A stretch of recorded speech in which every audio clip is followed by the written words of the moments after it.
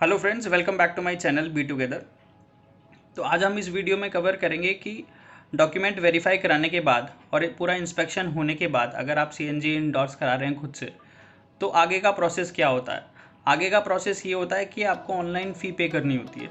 सो ये ऑनलाइन फ़ी पे करने में हमें क्या क्या इश्यूज़ हो सकते हैं या हमें किन किन चीज़ों का ध्यान रखना चाहिए, वो सब हम इस वीडियो में धीरे धीरे कवर करेंगे। कवर करने से पहले मैं आपको दो चीज़ें एक्स्ट्रा बताना चाहता हूँ जो मैंने अपनी पिछली वीडियो यानी जो आई बटन में दी हुई है उसमें मैंने मिस कर दी थी।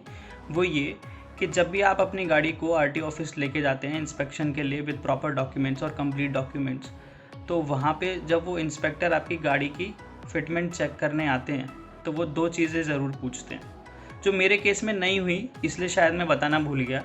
बट लेकिन आपको ध्यान रखना है उन सब चीज़ों का क्योंकि वो इम्पॉर्टेंट है। उनमें से पहली ये कि इंस्पेक्टर सारी के सारे सीरियल नंबर देखने के बाद आपसे गाड़ी ऑन करवा सकता है, स्टार्ट करवा सकता है। वो स्टार्ट करवाने के बाद आपका जो फिलिंग नोज़ल है वो एक्टिव है या नहीं, ये ज़रूर चेक कर सकते हैं। ये बेसिकली फिलिंग नोज़ल एक्टिव क्या है ये अभी धीरे धीरे आपको पता चलेगा।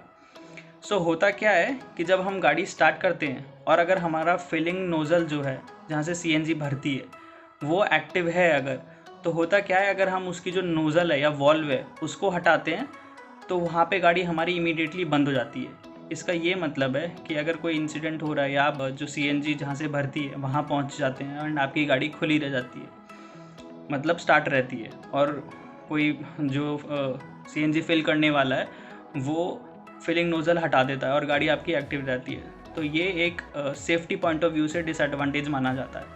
अगर आपकी गाड़ी नोज़ल हटाने के बाद बंद हो जाती है तो दैट मीन्स आपकी जो फिटमेंट है वो बिल्कुल सिक्योर एंड सेफ़ तरीके से लगाई गई है। इस चीज़ को वो बिल्कुल अप्रूव करते हैं। मेरे केस में नहीं हुआ था इसलिए शायद मैंने स्किप कर दिया या मिस कर दिया, बट आप इस चीज़ का ध्यान रखें जब भी आप आरटीओ जाएं और अपनी गाड़ी को इंस्पेक्ट करवाएं। फिलिंग नोज़ल का एक्टिवेशन क्या है, वो ये कि फिलिंग नोज़ल पे दो वायर अटैच होती हैं और उन दो वायरों का जो एंड है वो जाके आपका क्रैंक सेंसर पे जाके लिंक होता है।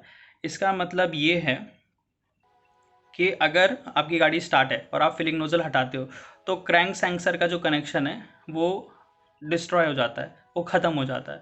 ख़त्म होने के साथ गाड़ी इमीडिएटली इंडिकेशन जाता है ईसीयू को कि गाड़ी में कुछ तो प्रॉब्लम है, इसे बंद कर दो।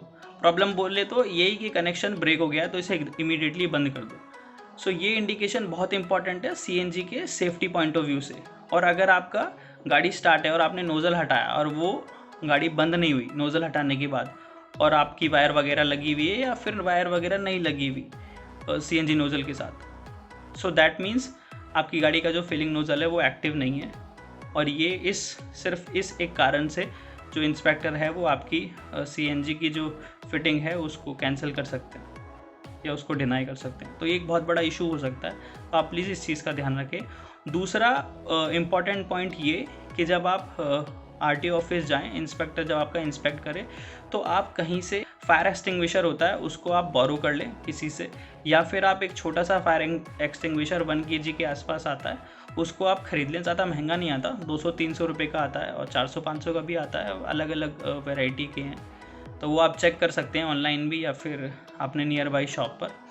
तो उसको आप ज़रूर कैरी करें क्योंकि कभी कभी इंस्पेक्टर आके ये भी पूछ लेता है कि आपकी गाड़ी में फायर एक्सटिंग्विशर है क्या। तो ये आपको इस तरीके से समझ आएगा कि आप कभी भी नई वैगनार देखोगे सीएनजी वाली या सीएनजी वाली कोई भी नई गाड़ी देखोगे तो आप वहाँ पे ये नोटिस करोगे कि एक fire extinguisher company set fit करके देती है। ये सेफ्टी पॉइंट ऑफ व्यू से दिया जाता है कि अगर कल को कोई मिसहैपनिंग हो जाती है सीएनजी किट के साथ या सीएनजी वाली गाड़ी में, तो वो फायर एक्सटिंग्विशर आपको हेल्प करे आग वगैरह बुझाने में, और या फिर कुछ बर्स्ट वगैरह हो जाता है तो उसमें। ये भी एक तरीके से सेफ्टी का कंसर्न है जो कि आरटीओ इंस्पेक्टर चेक कर सकता है। तो आप प्लीज़ इन दोनों चीज़ों का ध्यान रखें। चलते हैं आगे। हम अब ये बात करने वाले हैं कि ऑनलाइन फ़ी पे कैसे करनी है। मैं आपको पूरा का पूरा प्रोसेस बताऊंगा, मैंने क्योंकि अपने लिए किया था और मैंने उस चीज़ को रिकॉर्ड किया, और रिकॉर्ड करने के बाद मुझे लगा कि ये इंपॉर्टेंट है, आपके साथ शेयर करना चाहिए। मैं आपके साथ शेयर कर रहा हूँ। तो सबसे पहले आपको किसी भी ब्राउज़र पे क्लिक करना है। मैंने क्रोम खोल लिया। तो क्रोम खोलने के बाद आपको वाहन.परिवहन.gov.in वेबसाइट पे क्लिक करना है। ये वेबसाइट खुलने के बाद ये कुछ ऐसे खुल के आती है, जिसमें अपने को जो ऑप्शन चूज़ करने हैं वो है ऑनलाइन सर्विसेज का। सो जब आप ऑनलाइन सर्विसेज पे क्लिक करेंगे तो आपको और बहुत सारे ऑप्शन खुल के आएंगे, जिसमें हमको सेलेक्ट करना है व्हीकल रिलेटेड सर्विसेज, यानी पहला ऑप्शन। तो ये चूज़ करने के बाद हमको स्टेट पूछता है। मेरे केस में दिल्ली था, इसलिए मैंने दिल्ली स्टेट सेलेक्ट किया। आपके केस में जो भी आप वो सेलेक्ट करके आगे प्रोसेस कर। इसके बाद कुछ ऐसा खुल के आता है पॉपअप, जहाँ पे व्हीकल सर्विसेज और परमिट सर्विसेज के बारे में कुछ मेंशन है। आप चाहे तो ये रेफर कर सकते हैं, नहीं तो क्लोज करके आगे बढ़ सकते हैं। तो आगे बढ़ने के बाद सबसे पहले लॉगिन करना होता है। लॉगिन से पहले एक चीज़ है, हमें रजिस्टर करना। रजिस्ट्रेशन के लिए मैं आपको बताता हूँ, हमें मेल आईडी की ज़रूरत होती है और अपना मोबाइल नंबर की। सो उस पर एक ओटीपी आता है, उसके बेसिस पे रजिस्ट्रेशन होता है। तो अगर हमने कर लिया है तो हम आगे प्रोसेस कर सकते हैं लॉगिन करने के लिए। सो लॉगिन में हमने ईमेल आईडी, पासवर्ड और कैप्चा इंसर्ट करके सबमिट कर दिया है। तो लॉगिन करने के बाद जो पहला ऑप्शन आएगा वो ऑनलाइन सर्विसेज का, उस पर हमें सेलेक्ट करने के बाद जो हमें सेलेक्ट करना है अल्टरेशन ऑफ व्हीकल, ये हमारा सीएनजी के लिए बेसिकली यूज़ होता है।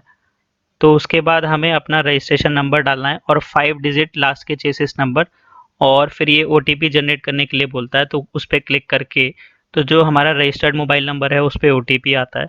ओटीपी आने के बाद आप ओटीपी डालें और आगे सबमिट बटन पे क्लिक करें। तो सबमिट बटन पे क्लिक करने के बाद कुछ ऐसा डिटेल खुल के आती है। ये हमारी गाड़ी की सारी डिटेल है। सो अब हमें नेक्स्ट पे क्लिक करना है। नेक्स्ट पे क्लिक करने के बाद लेफ्ट हैंड साइड में बहुत सारे ऑप्शंस आते हैं। इसमें पहला है अल्ट्रेशन ऑफ मोटर व्हीकल। तो इस पर क्लिक करने के बाद ये होगा क्या, जो अभी हमारा फ्यूल टाइप है गाड़ी का करंटली पेट्रोल है, तो हमें इसे चेंज करना है पेट्रोल/सीएनजी पे। सो यहाँ पे एक ड्रॉप डाउन है, उस पर क्लिक करके बहुत सारे ऑप्शंस खुलते हैं। वो ऑप्शंस में हम अपने को चूज़ करना है पेट्रोल/सीएनजी। सो यही है हमारा अल्ट्रेशन। सो इस पर क्लिक करने के बाद हमें सबमिट करना है। अभी जैसे आप यहाँ देख रहे होंगे ये रेट्रोफिटिंग डिटेल्स हैं, तो ये अभी खाली हैं। सबमिट करने के बाद ये सारी की सारी ऑटोमेटिकली फैच हो जाएंगी सिस्टम में। तो सबमिट करने के बाद हम देखेंगे तो ये सारी की सारी जो हमारी सीएनजी की डिटेल है वो हमारी यहाँ पे फैच हो गई है और फिल हो गई है। अब सबमिट करके हमें अगले ऑप्शन पे जाना है। तो अगले ऑप्शन पे चूज़ करने के लिए है दूसरा अपॉइंटमेंट। अपॉइंटमेंट पे क्लिक करके यहाँ पे जो भी हम अपॉइंटमेंट चूज़ करना चाहें आरटीओ जाने के लिए, वो हम यहाँ पे चूज़ कर सकते हैं अपना स्लॉट बुकिंग के साथ और डेट वगैरह। तो यहाँ ये मैंने चेक कर लिया है और ये मेरा बुक हो चुका है। तो बुक होने के बाद हम इसे प्रिंट भी कर सकते हैं, जो कि ज़रूरत पड़ेगी आरटीओ ले जाने में हेल्प करेगा। तो प्रिंट करने के बाद अब यहाँ पे ये दिखा रहा है अपॉइंटमेंट सक्सेसफुल। इस पर ओके करने के बाद हमें नेक्स्ट ऑप्शन की तरफ चूज़ करना है, जो है हमारा डॉक्यूमेंट का टीएमएस। यहाँ डॉक्यूमेंट हमें अपलोड करने हैं।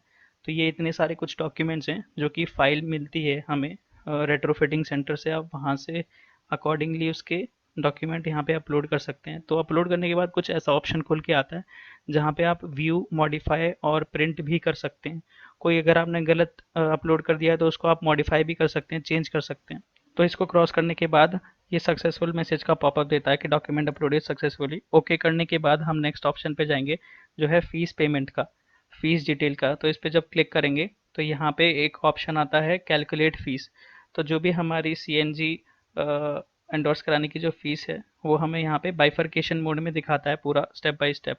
सो इस पर क्लिक करने के बाद ये देखिए ये पूरा का पूरा बाइफर्केट की गई है फीस कि कैसे आपकी टोटल 930 रुपीज़ बनती है फ़ीस। सो आप इस पर क्लिक कर सकते हैं ऑनलाइन और पे कर सकते हैं ईजीली। तो कन्फर्म पेमेंट पे क्लिक कीजिए और आगे जो भी प्रोसेस है फॉलो कीजिए। तो ये पूरा प्रोसेस कंप्लीट होने के बाद जो मेरी अपॉइंटमेंट डेट थी और जो मेरा टाइम स्लॉट था, मैं उसमें आरटीओ में गया। सो वहाँ पे उसके बाद जो उन्होंने मेरा जो पूरा डॉक्यूमेंट जो मैंने अपलोड किए थे वो वेरीफाई किए। मेरी फ़ीस पे हुई है नहीं ऑनलाइन, ये उन्होंने चेक किया। वो जो हमारा एप्लीकेशन नंबर लिखा हुआ है फ़ीस जो पे की जाती है वो वाली स्लिप पे और अपॉइंटमेंट स्लिप पर, सो उन्होंने वहाँ वो वेरीफाई किया। उसके बाद उन्होंने जो बंच ऑफ डॉक्यूमेंट्स थे हमारे सीएनजी के वो उन्होंने लिए, इंक्लूडिंग आरसी।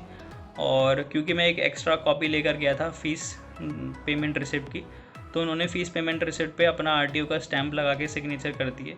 सो उसका ये मतलब है कि अब क्योंकि मेरी आरसी जमा हो चुकी है, तो वो मेरा एज अ टेम्परेरी आरसी का काम करेगी जब तक मेरी नई आरसी मुझको डिलीवर नहीं हो जाती मेरे पोस्टल एड्रेस पे या फिर उस एड्रेस पे जो ऑलरेडी आरसी पे मेंशन्ड है।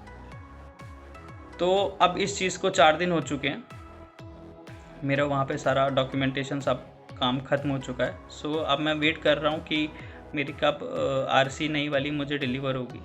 सो ये पूरा आरसी एंडोर्समेंट का यही प्रोसेस था। तो इसमें अगर आपको कोई भी डाउट हो तो आप कमेंट सेक्शन में छोड़ दीजिएगा, मैं पूरा ट्राई करूँगा आपको आंसर करने की। तब तक के लिए थैंक यू, बाय।